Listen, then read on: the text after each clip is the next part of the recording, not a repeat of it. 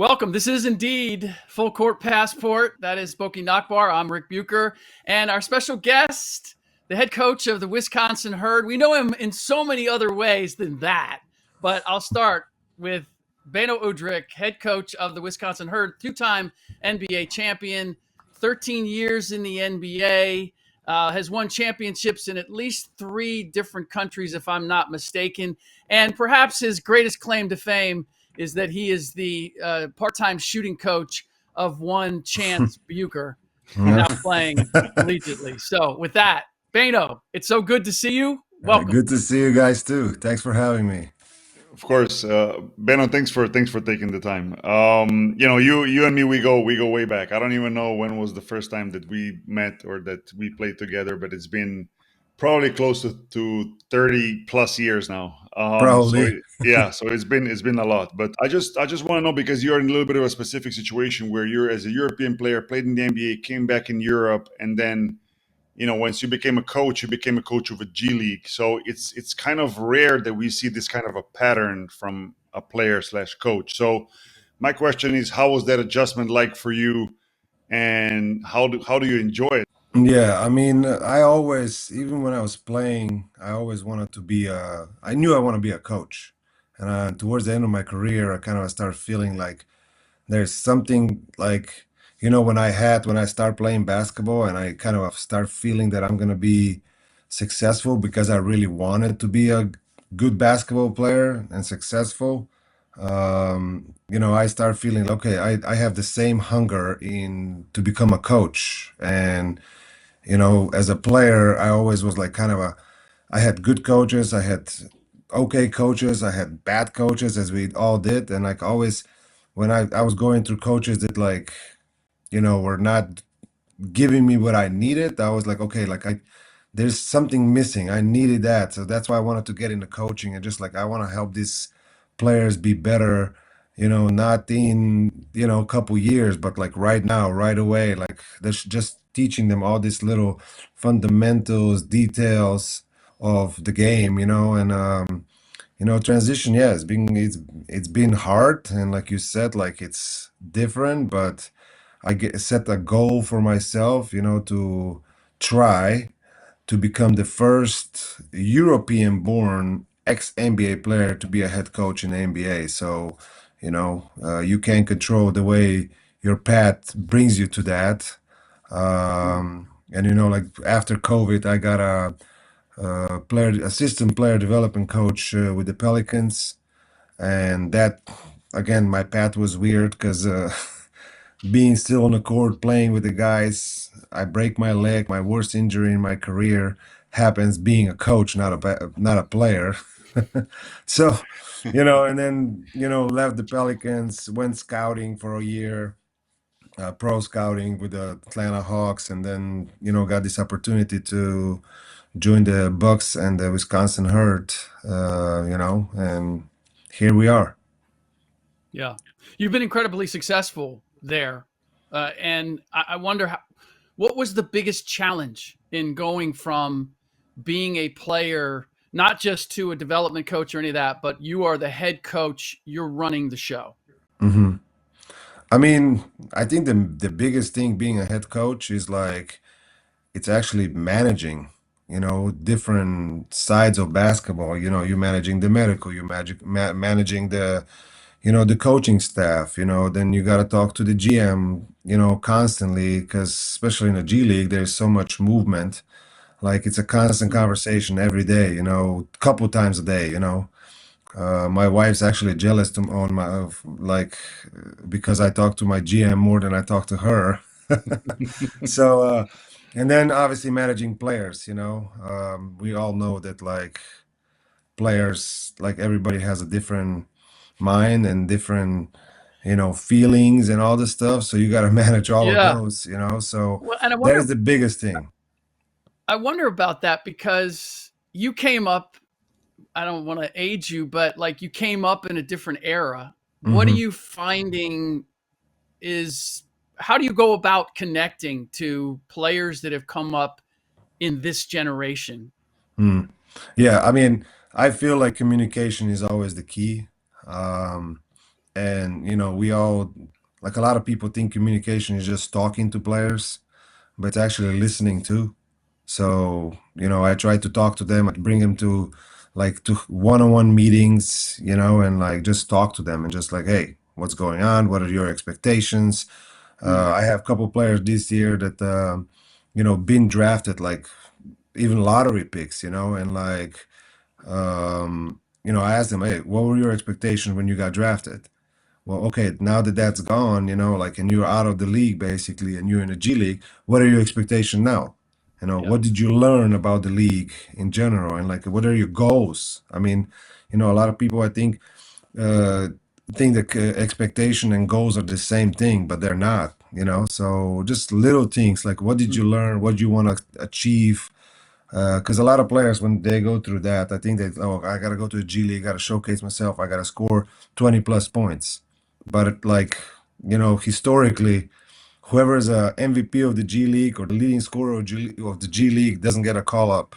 So, I try to explain that to players, and like, it doesn't happen overnight. So you got to have constant conversation and, listening to these players, and, hopefully at some point, sooner rather than later, they figure it out that like they just need to play the right way and, do what actually teams need. So, and what they're looking for. So yeah. Beno, so explain maybe, especially for people from Europe listening, because the G League is, I mean, everybody knows G League, but it's a little bit maybe more disconnected from the audience here than NBA, just because it's not so much in the media, as far as Mhm. games and all that. Like, how would you describe G League basketball, and how does that relate to the type of coach you are? It's a very fast-paced league. Players like to play fast.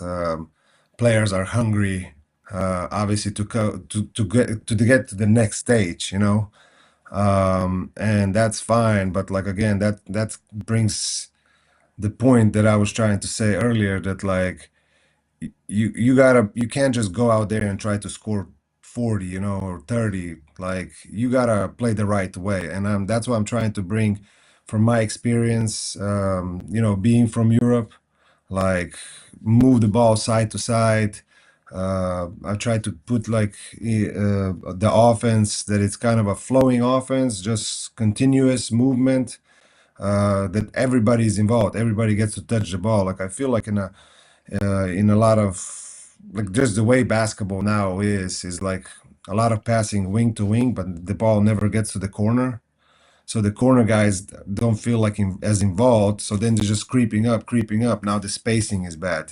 So I'm just trying to, and that takes time. Especially with this younger generation now. Like, everything is ISO. Everything is like, oh, let me show how I can dribble between my legs, but not going anywhere. So Yeah. and again, I don't think that it's their fault either.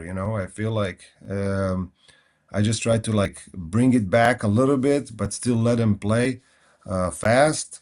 But that's all a great idea to play fast. But like, I think if you want to play fast, you gotta be smart too. You gotta be like, when you do that, you gotta look yourself in the mirror and understand that like, what is a good shot and what is a bad shot and what is a great shot. So Yep.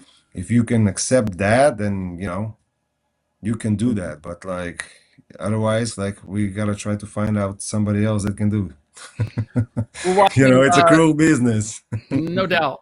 We're watching Thomas Isolo in Memphis, Uh-huh. trying to play kind of the same way, going through the same bumps and bruises, and trying to convince the guys to play that way. Mm-hmm.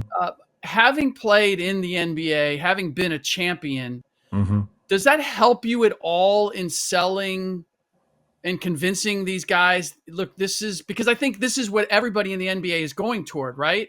Yeah, Um, they is try that to. style, but it is a transition from the way the game was previously played.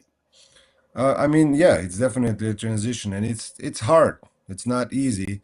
Um, but like, especially G League. I think with the G League is like, this is my third year, and maybe I have two players that I had last year on a team, Mm, and they kind of saw the system working last year, start gelling really well towards the end of the season, and then now we have like, brand new players, like 8 of them, 9 of them. So now you got to relearn those guys, and those guys are the outsiders, basically. You know what I mean? So it's just hard in the G League. We don't have, the whole summer to prepare. Like we don't start a month and a half before, just like an open gym. The budget is not there, all the stuff. So like we are dealing with a lot of issues that's they don't exist in NBA. It's just hard, but like like you said, like just players just kind of refuse to do it because they're afraid that they're not gonna touch the ball again.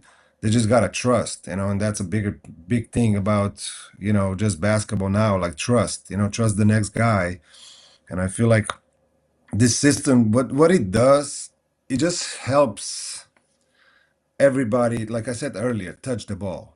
Like in my system, there's a little wrinkles that you have that the guys that like they're more talented than others will get the ball, or we have like certain actions, certain sets that there will be an isolation. But first, you gotta get this offense down because it's more complex. It's easy to just give one guy a ball and just like, hey, go Right. flat, go down to the baseline and let him go to work. That is not hard to teach. You can do that like, any day, anytime. Like here's the ball, try to get me a bucket, Hmm. But and that's what they think. It's like a lot of times when you put an ISO action in is like, they thinking they need to go to score, Right. not like, oh, I Like, need to make a play. right. mm, I need to like, hey, let's try to get my team the best shot we can get. I mean, I can be a decoy sometime too, but they don't think that way. Yeah. I mean, Yeah. speaking of the things that are hard to do, like you said, that one of the things that you did as a player, Ben, and you know this very well. Like the mid range was your weapon. I mean, Yeah. that was your go to, right? Like you probably, and I'm not trying to say this just because you're on, but I don't remember playing with any other player, Europe or NBA, that would have such a great mid range jumper developed as you did. And do you see the NBA game potentially, or just general the basketball going back towards that, because it went away from this mid-range game, because now it's kind of like layups or threes, right? This was like the Hmm. last 5 years of 7 years of basketball where coaches were focusing on like let's get the easy bucket or the open three. Those are the high percentage shots, and Hmm. threes over twos, whatever. Like, where do you stand as a coach, knowing that you were an incredible mid-range player? Well, I stand where you stand. So the old ways. But like the way I try to coach is like take what the defense gives you.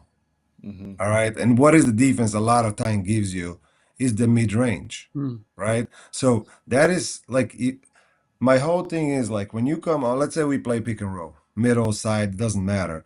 But the first initial thought it has to be I'm getting to the rim. You got to put your defense on their heels. You know what I mean? And because we all know the layup is still the highest percentage shot, right? If we get to the rim and finish at the rim, and then I remember one time when I was playing in Sacramento, I was like, the media came to me. I was like, "Oh, do you know that you're the highest percentage shooter in the paint around the rim on the team?" And it's like, "How is that possible?" I was like, "When I'm open, I lay it up. When I'm not open, I pass it out." I'm just like, you know, it's that simple, like, but yeah, like like I remember one time I talked to, and don't get me wrong, I love analytics. Analytics can help you make really good decisions. It's a great tool to have, but I just missed somebody like teaching the full work for a mid range. Hmm.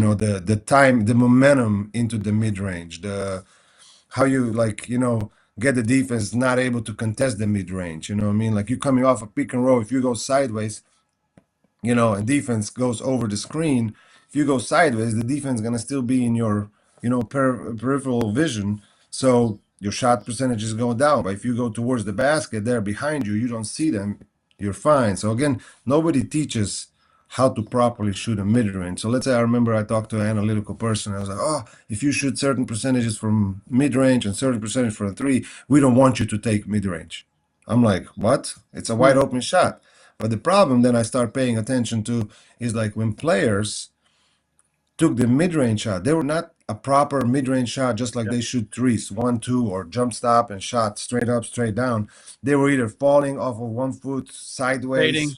or they were fading backwards.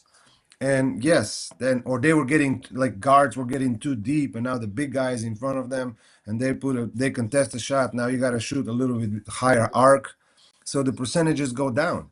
Yep. Like so, nobody's teaching that properly how to shoot a mid range. So I lost art. yeah, exactly. Like so, Yep. and nobody's taking the time to teach that. So it's just kind of it is a little bit frustrating because I knew how effective I was. I created that basically when I was in Europe, because in Europe, there's no defensive 3 seconds. So, like there was literally no angles in Europe. When you come off pick and roll, either you had a mid range or you had a swing, right? But there was no really You're not getting to the, time you're not to go getting to for the a rim layup. off of a pick and roll. Exactly. No. You don't see any little angles that you think you might take. My footwork was really good, so that's what helped me to be even more efficient in those mid-range shots. I can speak to this firsthand because I saw, and I don't want to belabor this, but Beno working with my daughter and working on the mid-range pull-up, and it's very simple. But Beno's concentration on her footwork and her ability to stop and go right into the shot. Simple like that. The timing of it. If you're coming off of a pick or whatever, and you can hit that, because that's the other thing is we see guys, they have to gather to get that. Like they're not used to immediately taking that pull up as soon as it's there. It's going to be a stop and a pivot or a jab step or whatever it is. And I was watching that, and it was beautiful to watch, and so simple and effective. But I'll tell you, Beno, like I've of all the coaches that she's worked with, shooting coaches and whatnot, like no one had ever coached her on something as simple as that, and it was effective immediately. And not to belabor it, but after one game, she was leading the Western Athletic Conference in scoring. So I'll leave it at that. I'll just leave it at that. Once when we get older, we always think like, oh, we need to go. We always focusing on the end result. Yeah. We don't focus on the process. What needs to be done to get there. You know what I mean? And we forget about the fundamentals and details of the footwork. And like I see guys coming off the pick and roll and they make 3 extra steps than I would take. You know what I mean? And that's when the defense catches up. Yep. Like you're more open, you're gonna have higher percentage shots. You're less open, you're gonna have lower percentage shots. So it's like it's simple, but like nobody's paying attention to it. And then I just try to watch what other players are doing. They're efficient with it, and like they all have footwork. They all have little things that like get them there faster and more efficiently.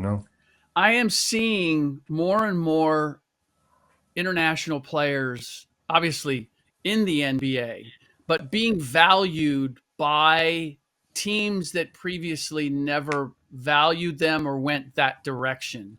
And I wonder how much of this do you think is the style of play that the NBA is moving toward, and you have international players who are raised playing that way with more ball movement, player movement, that's why, as long as it goes in this direction, that international players are going to be more and more coveted because they already have the fundamentals to play the style that the NBA is going toward. To add to that, I think because the game is faster, right? The defense can get to the defense can get to their spots. Back in the day, the game was slower, so defense was always set. Now the game is faster. The defense is not set as much. Now players, if I get somebody on a hip on my side, like it's over for him. Now somebody better come help. You know what I mean? And like player like me, player like Boki, we were not hungry to score. We were hungry to win. I remember I was playing against Nate Robinson one time when he was in New York. And he was like, man, why are you always calling for pick and rolls? Why don't I want to go one-on-one? I was like, because you can't stop it. Like, nobody can. Like, it's just because that gets you to on my side or behind me. And now we're playing 5-on-4 instead of 5-on-5. Yeah. So, somebody helps. Just keep it simple. Hit the next. I'm trying to tell my players right now. I was like, hey, when the guy is open, hit him. Don't make two more dribbles when the defense can come closer to him, and then you try to pass, right? Yeah. And like that's the thing is nowadays everything is dribble first, pass second. When it should be pass, like Boki, you know it. When we were growing up, coaches were like, "What is faster, the pass or the dribble?" Like, how Hmm. can you get faster to an opposite side layup? Let's say with the pass when your teammate is open, or you take six dribbles to get there. Yep. Like, I mean, it again. We are forgetting about the simplest thing, right? Is the pass. You know. Yeah, and what you mentioned earlier is so true. I mean, especially the player who was on the recipient end of playing the point guards. Like you were point guard, Beno, I was a wing, and me having played with you and other guys in the NBA, whether it was Chris Paul or whether it was Jason Kidd and so on, like great passers. Like you there's nothing you appreciate more than a perfect timing on a pass when an advantage is created through a Mm-hmm. play or specifically through a pick and roll, and then the ball comes flying either strong side or even better weak side where you're waiting in the corner, like you Mm-hmm. said, Ben. If that one dribble or two extra dribbles are wasted, like Kills your it. opportunity, who you're on the other end waiting and nobody notices, like you're done because that timing is off and that defense recovers. So I enjoy watching, really, whether it's in EuroLeague or NBA. I enjoy watching playmakers who take less dribbles but create more. And Mm-hmm. it's the same when I watch kids play. When I watch my daughters play, like it's nothing better than seeing a kid who doesn't waste dribble for nothing, but is able to create more with less dribble. And since I mentioned comparison NBA or EuroLeague, Beno, and I'm gonna put you on the spot here, like do Oh you no. ever steal any plays from EuroLeague or NBA teams that you see and you say, "Hey, I like this play. I'm going to steal it." Like I always wonder how it is with coaches if they steal that, if you see something You new know or, it. or tweak or something like this, you know? I tweak. A lot of times I tweak. I Yeah. watch film and I see something. Oh my gosh, this is gonna work if the defense play. Because like the other thing is I try to explain players is like stop looking at your defender. You know what I mean? Stop looking at the next defender. Start looking at the defender in the back line. Hmm. What is he doing? Hmm. Try to see like stop trying to see an assist. Try to see a hockey assist.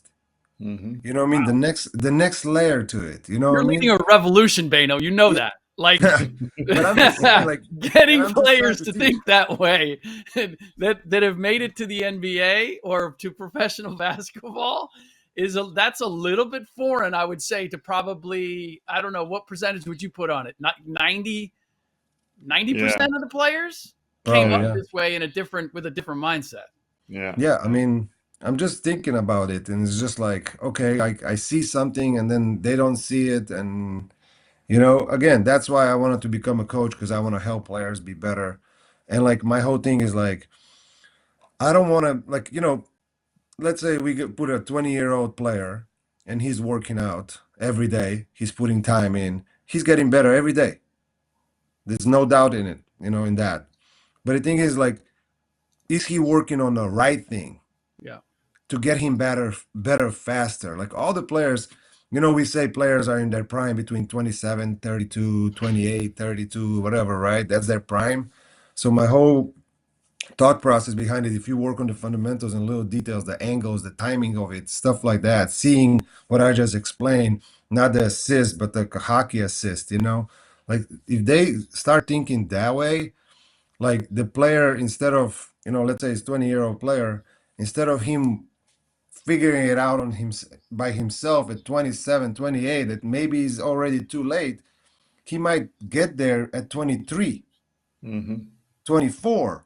So now his prime is longer, more opportunity for them to make money faster, all the stuff that matters to them, like all that stuff that I'm trying to do because I wanted to be a coach, I mean, just trying to get players to their prime faster. Yeah. So now, let's say as an organization, you have a prime player at 23, 24, and instead of waiting for him for 28, 27, you're already thinking, oh, I got to trade him or stuff like that.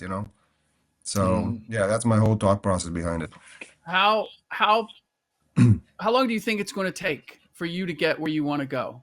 And how do you maintain the sort of patience in terms of the players that you're working with and where you want to go, and the patience to say, I got to keep just working toward my opportunity, not knowing when that opportunity is going to come? I mean, yeah, that's a very hard question. As we know, That's it's why I'm hard here. to That's get why I'm there. here, Beno. Yeah, I You know know. me. I ask the hard questions.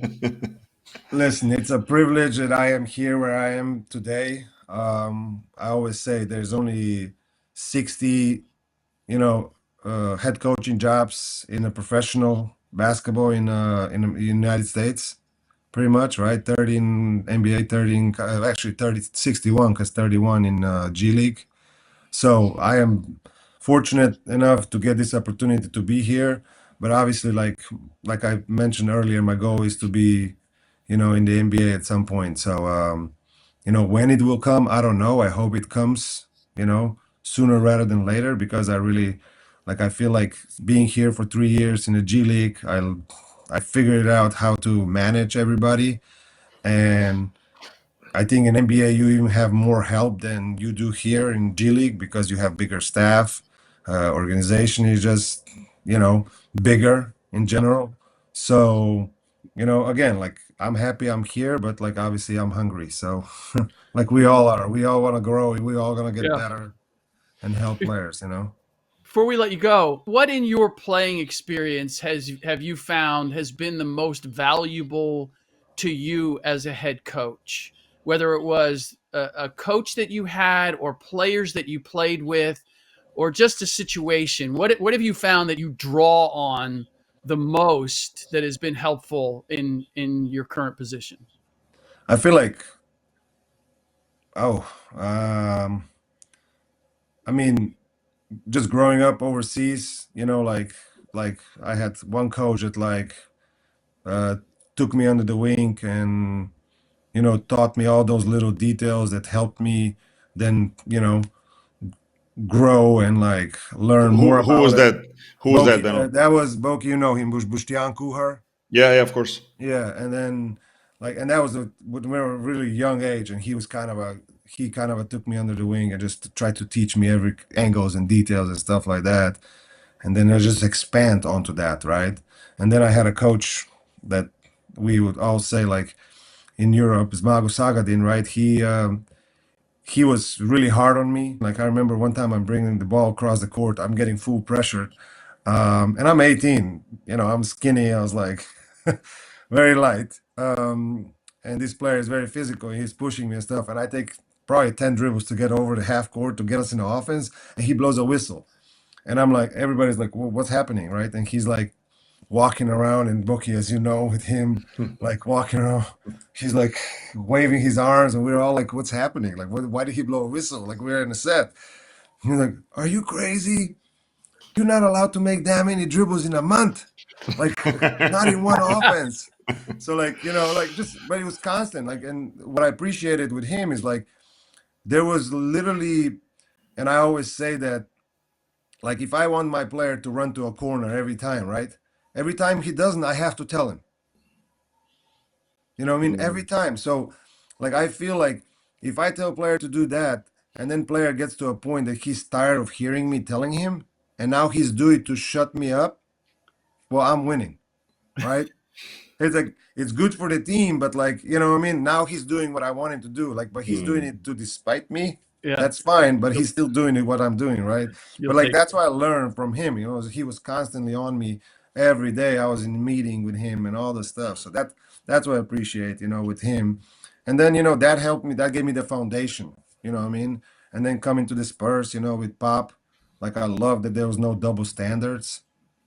Like it doesn't matter if Timmy made a mistake or I made a mistake or Tony, Manu, all those guys.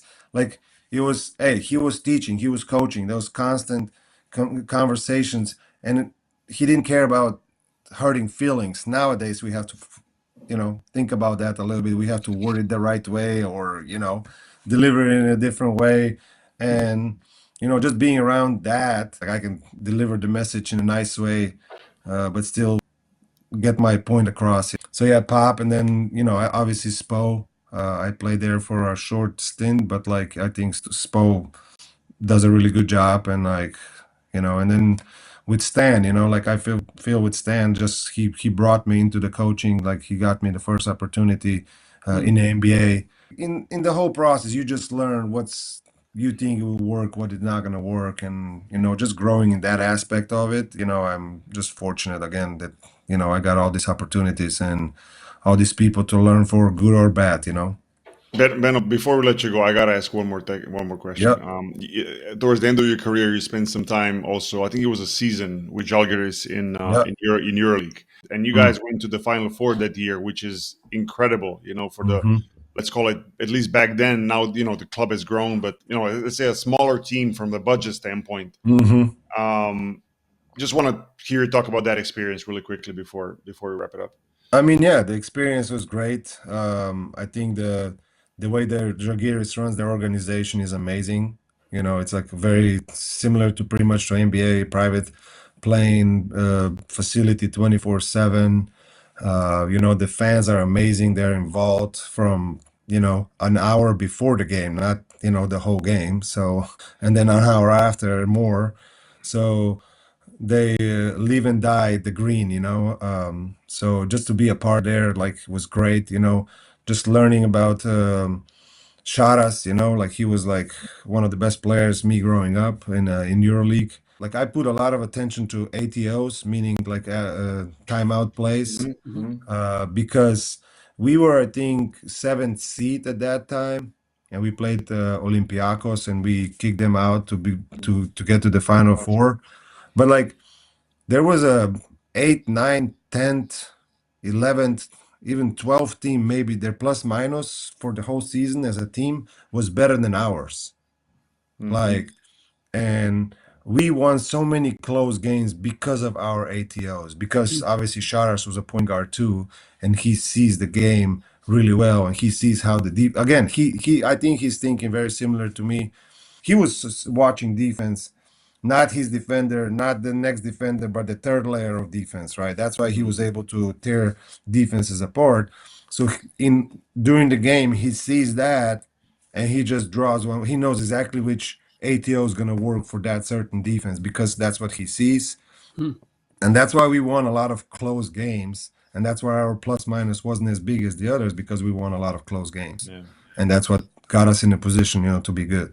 And you finished third that season, which is Yeah. still the best result since then for Žalgiris, and Yeah, the that budgets, that's been the incredible. budget's smaller, so it's Well, hard. I mean, you guys Yeah. were the team of the season, with the smaller budget to make it that far and to make that big of a splash and to be at the Final Four is huge. It doesn't happen a lot in EuroLeague where you have teams where obviously budgets are the main thing Hmm. when it comes to making it to the Final Four. So, but Yeah, but we were a I very appreciate that detailed answer. team, very Yeah, detailed team. very So that organized, very again, organized. Of yeah, course. exactly. So Very yeah, it disciplined. might not be pretty, at times, but pretty doesn't.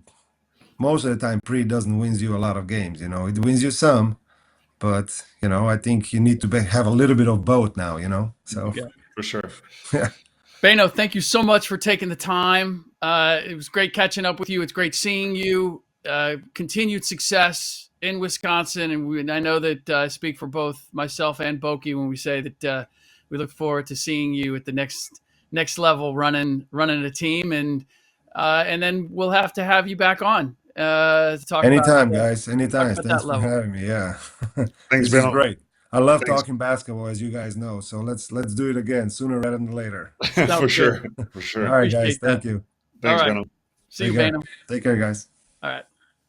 That was Beno Udrih. I could have talked to him the entire Yeah. hour, and I don't know how many people out there in our audience appreciate the detail, the deep dive into basketball. Yeah, But and I look. I played Beno with my national team. I kind of wish he was more available during his time with national team. At times he skipped or he missed some competitions because it was such a joy to play with him. And Beno is still the same guy that he was before, meaning that he always loved to talk basketball details. Like you bring Yeah. up a certain play, like you couldn't shut him up. And he's the same now. Like he would go on forever talking about a certain play in a detail and where to stand and how to move and how to step. So it's great to see that he translated that into coaching, which yeah, I'm sure is going to become he's going to continue to be successful, and And fingers crossed, we're going to see him on the NBA sidelines one day, which is his big goal. It's such a tricky thing because obviously his understanding of the game is what really, I think, allowed him to be the player that he was for 13 years in the NBA, right?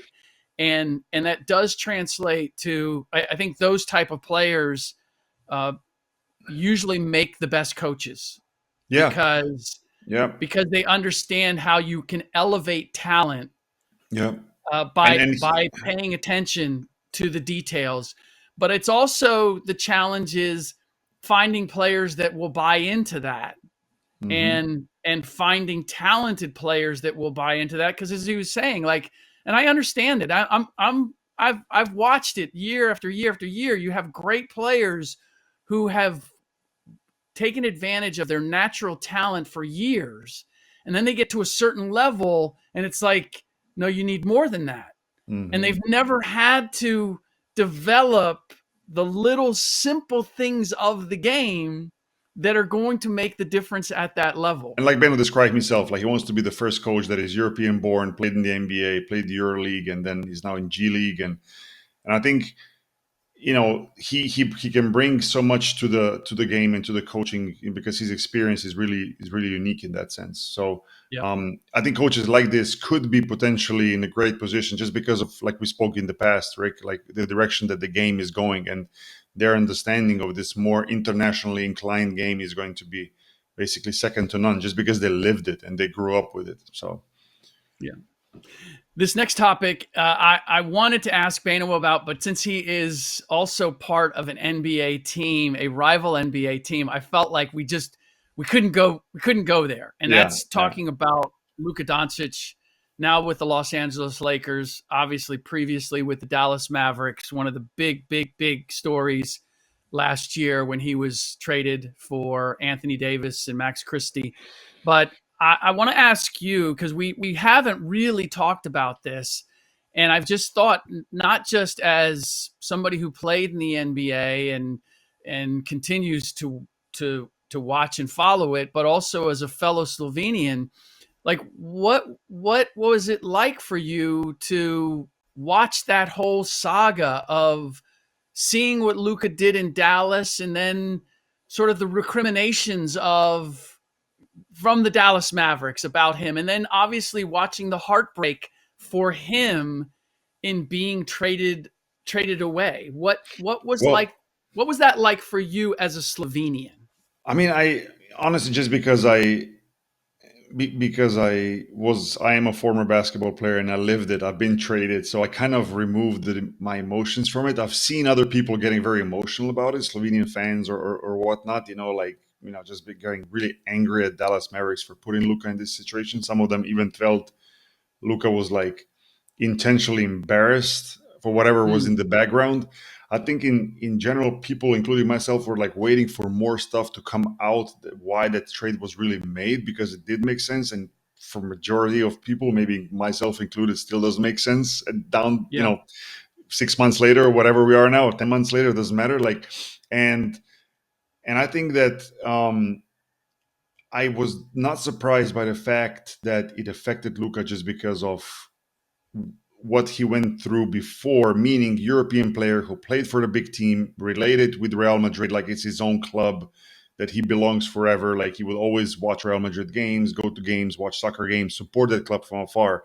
And I felt like as a European who's been in that situation before, he's going to have, and he probably did have, very same connection and appreciation for Dallas Mavericks. He probably saw himself as being Maverick for life. And then to get traded, not that you ask for it as a player, or not that something that's been going on for a month and there's rumors and there's talk and your agent talks to somebody, to other teams, or he talks to the GMs talk between each other. No, like this happened basically out of nowhere. So I totally understood the anger and the disappointment that Luka felt at that moment. But me personally, I kind of wasn't as emotionally involved just because I've seen it. And I thought to myself, like, the sooner Luka's going to get over it, the better. Because that's the nature of being an NBA player. And some of the best players in the NBA after that trade happened said it best. like nobody's safe, right? Like when if a guy like this gets traded, that means Yeah. nobody's safe, and that's Yeah. just the NBA. You know, that the trading element, it's always there. I wonder now, I've always been fascinated by the fact that you don't have international players who ask to be traded the way you do American players Mm-hmm. in the NBA. It's pretty an American-born player, superstar. If things aren't going his way, can be pretty quick to say, "I want to go someplace else." You never see that for any of the struggles. You never see that with an international player, and I can't help but think it might be what you just said, which is or referenced, which is that an international player grows up when he becomes part of a team. And we've talked so much about the passion and the love and how a community comes around a team, that's what they are oriented toward. Mm-hmm. And so when they join an NBA team, they feel the same way, right? Yeah. It's like, oh, this is not just my team. This is my city. This is my home. Yeah. And why would I ever, whatever we go through, we're a family. We got to fix it. Like, I'm going to go join another family. Yeah, I think the perspective on sports is a little bit different. I think American players grow up with this, watching other sports or even basketball when they're younger, and they see the trades, they see the nature of the NBA basketball where this happens. I think in Europe, the players go through this not just when you sign for a big team when you're 18, 20, 21, but in a lot of cases, you go through the whole process of joining this club at 12, and then you play for under 12, under 14, under 16. Eventually, you get to play for the pro team. You kind of feel you're a part of that family, part of that community. And I think maybe that's why European players are more inclined to believe that NBA does offer the same thing, meaning like, hey, that's the city, that's the community, that's the team that I'm part of. And if I speak from my experience, I kind of had that with the Nets a little bit when my contract was up with New Jersey Nets, and we had some good years, even though that team kind of fell apart and J. Kidd got traded. But I really genuinely wanted to stay with the Nets, and I was willing to like really wait it out and sign a lesser deal just to stay. And I was asking my agent, hey, can we still get it done? And there were some ways to get it done, but at the end, it didn't make any sense at all. But I understood that situation, that if you're part of something, you want to stay something for longer. And I think it does come from probably the European or international culture of believing that playing for a certain club is almost like playing for your family once you feel the connection. Yeah. No, that makes sense. So this is what I'm puzzled by, because in watching Luka now, there's no question he's in great shape. He looks lighter than he did at times in Dallas. And so the questions about his conditioning and his ability to stay healthy, and I think the number one thing is you had brand new ownership. You asked, like, it still doesn't make sense. And from a basketball standpoint, an NBA GM said, or a scout said to me, there's two rules for NBA GMs. The number one rule for an NBA GM is you don't give up on talent. And the number two rule is if you have problems with said talent, refer to number one. Like, you just don't give up on talent. You figure out a way to make it work, right? Yeah. And so that rule was violated by the Dallas Mavericks, but I do believe that Nico Harrison has been around a long time. I believe that was a mandate from ownership, which is brand new to the NBA, brand new to professional sports. And they were looking at, we have a guy who has a calf injury who can't play, and we're going to have to sign him to $365 million contract in a year from now. Like, we're not ready as business people. We're not ready to do that. Mm-hmm. And you say you can get an Anthony Davis. Like, I can see how a naive or neophyte owner might look at this and say, I'm going to make the smart business decision. Because I've seen other owners do it over the years, right? Yeah. What I see what you're saying. I am not. I think it's very possible that that's the way that it happened. I just think that if that is so, then Nico Harrison is taking a lot of a lot from the fans and not the Yeah. owners, because everywhere Yeah. you see is fire Nico. It is not against the ownership so much. So Yep. I wonder at what point, maybe later in his stage, he's going to talk about it and say what really happened and how it came by. But going back to the Luka being in shape, I think that, I mean, he definitely put in the work in the summer. You can see, and he played with the national team, which helped him to prepare for the NBA season. It's a double-edged sword. On one hand, you come in ready. On the other hand, it means that you go right into the season pretty much, and the season can drag on, and injuries could pile up, especially in the second part. What I'm hoping for and what I want to see is Luka maintain that, because it's easy to get in shape and stay in shape for half a season or a season. We want to see if Luka wants to really become one of the greats, and he's so close to doing that. Like he is going to have to maintain that for longer, right? And right now it looks good, but can he do that second part of the season? Can he do that next year? Can he do it the year after? Don't forget, he's been a pro since 15-16, so his window might not be as long as That's fair. some other That's a good players. point. That's a good So point. yeah, so he might have to, just produce sooner in his career in order to not get in danger of wrapping up his career at 33, 34, 35, whatever. Yeah. I'll be surprised if we see Luka where we see some of those other guys playing now, where they play close to their 40s. Yeah. Did he have these problems in EuroLeague in terms of either conditioning or just injuries or whatever? Because even now, I mean, he was through the first 5 games, he was averaging 40 points a game, but he'd missed 4 out of the first 9 games that they played. And for a guy who came in shape and the way he's playing, it just, I can understand like how great he is, and yet if I'm building my team around him, and that's my only choice, if I'm not certain that he's going to be there all the time, that puts me in a difficult position. No, I think his mentality definitely changed, at least for now, since he got traded. Like he put it in the higher gear when it comes to physically being more in your shape and more ready. And I think it's good. It was good for him for that to happen. Luka is a player that has a unique talent where you can put a lob threat next to him and a couple of shooters that are good defenders, and he's going to bring results. Doesn't mean necessarily he'll win a championship. He'll probably need a little bit more than that, but he'll bring results. He's going to put in high numbers, and the wins are going to follow, right? We don't know. We haven't seen yet from Luka, if you think about it from the beginning until now, for his NBA career or European career including, we haven't seen a losing Luka yet. Like so many players went through a losing season or being a rookie and having a losing team. Like Luka has not been on a losing team yet in his career. And I don't think that's a coincidence, to be honest. I think it says a lot about him. So, like I said before, it's just going to come down to how long he can maintain this top level shape, because that's where he's going to stay healthier and he's going to produce more, and team is going to continue to win. Well, the other part is that his usage rate, the amount of time that he has the ball and things are working through him, is a very high level. And we were just talking to Beno about how the game is kind of changing, where there's more movement, there's more player movement, there's more ball movement. How do you see his style working with where the NBA appears to be going?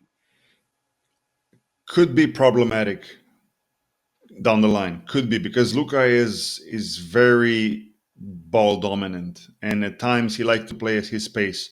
Now, but again, he's the franchise player. He's the main guy, and I think in the team he's gonna be on for as long as he plays the way he plays, whether that's next 5 years, 10 years, whatever.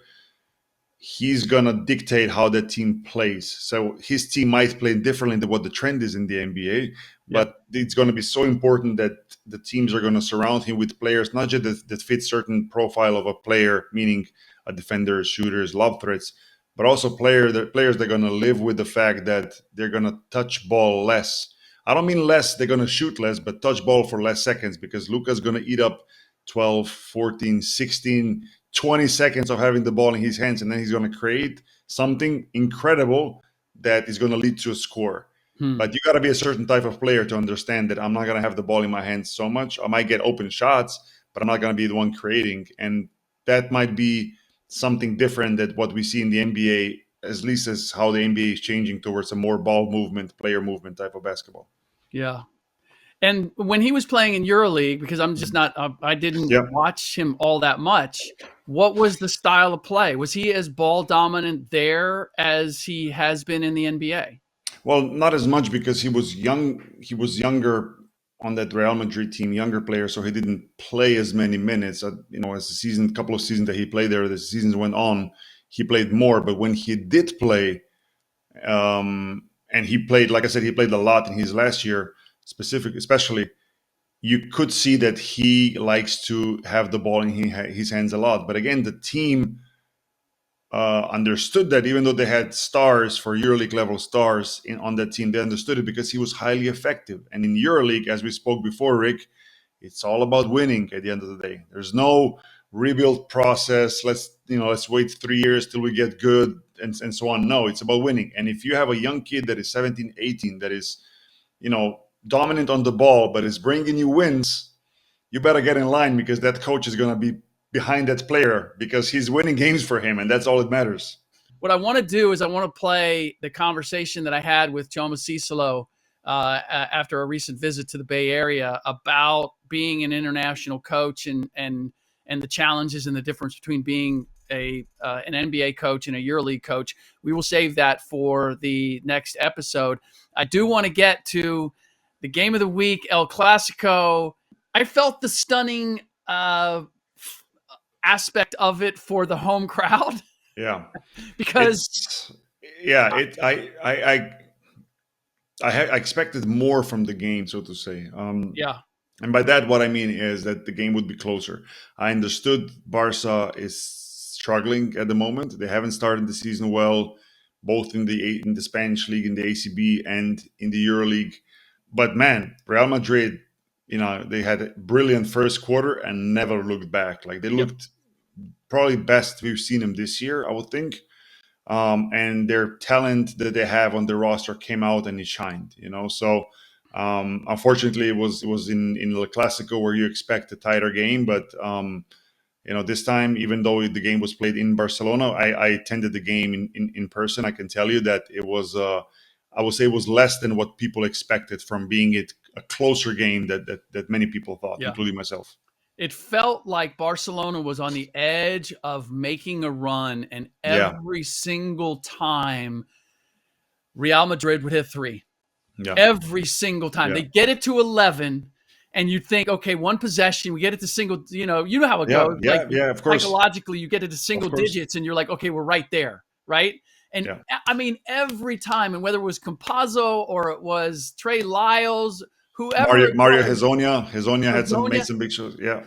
Mario Hezonja, by the way, if this is, to me, a reflection of just how talented, one, Real Madrid is, and two, the thing that I think is different EuroLeague from NBA is I'm watching Mario Hezonja come off the bench. Yeah. And because the starters, being a starter, I'm not going to say it doesn't matter. It matters. Everybody wants to. Many players want to start the game. It also gives you ability to be on the court right away and getting a feeling of the game and get it going early on. But from the coaching perspective, it doesn't matter who starts. Yeah. Like, I've been on teams where I was best player and I didn't start. I was on teams where I was maybe 6, 7, 8th player and I started. It's all about matchups. It's all about, how can we start in the best way? But that might also be a role. You could see some players who would start games, play first 5, 6 minutes, sit down, and maybe don't play until second half or at all because their job was done. So being a starter in EuroLeague really means nothing, So having Hezonja being on the bench, I mean, knowing Mario, like, he probably would like to start, but at the same time, he probably didn't care. He came in and it was on, as you saw. And I'm sure at the end, he's looking at a Real Madrid 101-92 win, and the last thing he's thinking about is, oh, you know what, I didn't start the game. Exactly. I'm sure that did not matter to him. Probably the fact that he'd only scored 12 points in the previous 2 games, and this was a much more bigger contribution, meant more to him than anything game else, right? And a big game, and big players shine in big games, as you know, Rick. Yep, exactly right. All right, we will end it there. You know what we have to do, Boki? We have to start getting to the game of the week a little sooner. We're squeezing it in, And not that, by the time this comes out, the details of the game aren't as important, but the meaning of the game and where it potentially leads us as a conversation, because this idea that I think, again, is a difference between EuroLeague and NBA, and I wonder if the NBA can ever adopt it, which is winning is the most important thing. Yeah. Starting, my role, how many shots I'm getting, my touches. Like, I hope as a basketball purist that's where the NBA will borrow or adopt from EuroLeague if there's anything that it's going to take. Yeah, or that Europe or European basketball can maintain that going forward. And yes, it doesn't go the other way. Right, because I think that's something that makes European basketball European. These wins, and especially El Clasico, like we said, it has so many layers of a meaning. Like, first of all, you win or you lose, fine. It's one more win or 1 year loss on the column, okay. But then is the direct rivalry, right? You have Real Madrid and you have Barcelona, who are two biggest institutions, maybe biggest in Europe, that are biggest rivals, right? Yep. I mean, then third, you can go a little bit deeper, and I'm not going to go too much there, but it's political as well. You have Madrid on one side, you have Barcelona, who is representing Catalonia on the other. Like, I mean, it's so many layers to this one game. Yeah. It's not just any game. It's much more than that. And there's many games like this in EuroLeague, including Red Star Partizan or Olympiacos Panathinaikos and some others. So, and we'll get to that. Yeah. All right. That does it. And thank you all for joining us. Boki, always good to see you. Take care.